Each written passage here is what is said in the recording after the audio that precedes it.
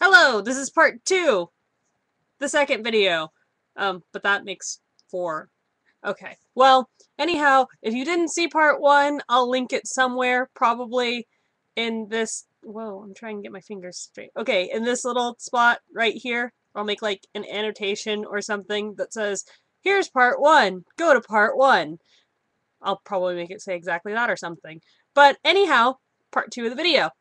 Um, the next question is from an Anon. I have to open up the window. Okay, there it is. This Anon asks, what do you like to do? Um, I like to do a lot of things. A lot of it's shipping and looking at things online. I also like to collect Wades, Erics, and Lokis. I only brought one of my Lokis with me right now. Last night I had all three out. One Loki is like this big, and the other Loki is like the Marvel Select Hiddles thing.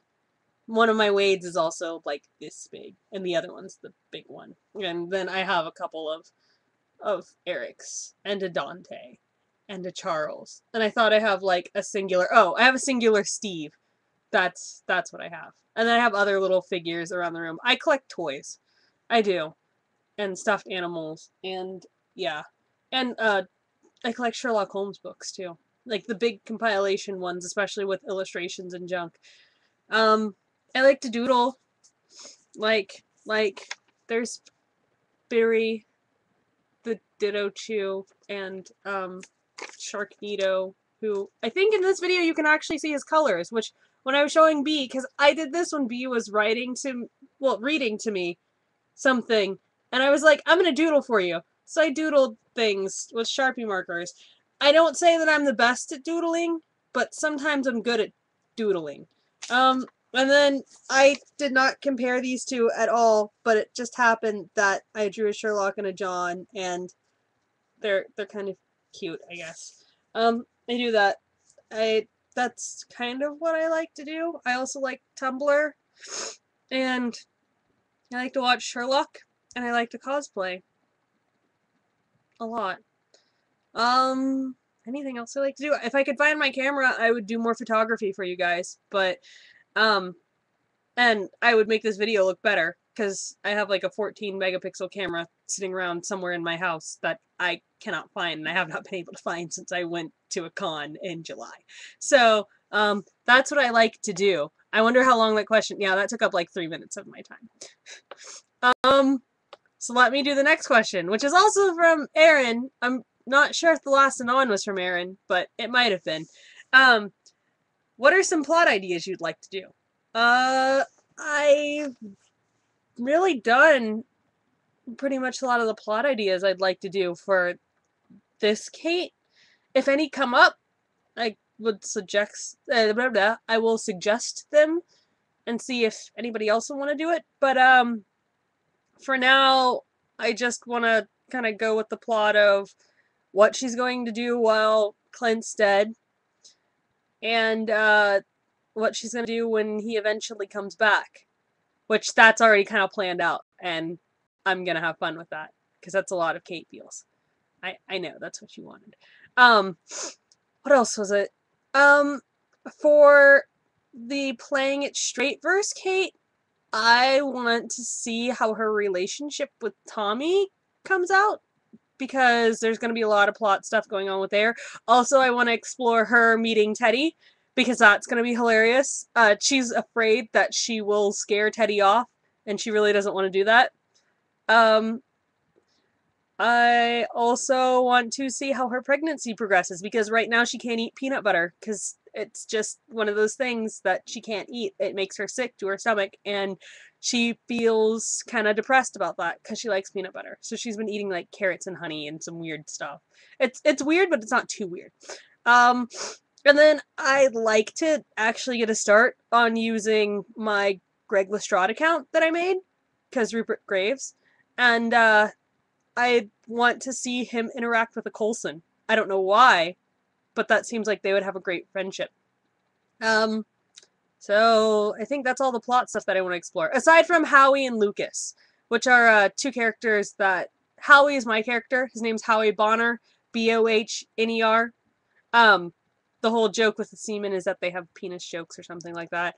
And I want to see how that progresses because Lucas has been in a kind of thing, and Howie has been trying to make him happy, which might end up in them slightly getting together. I don't quite know.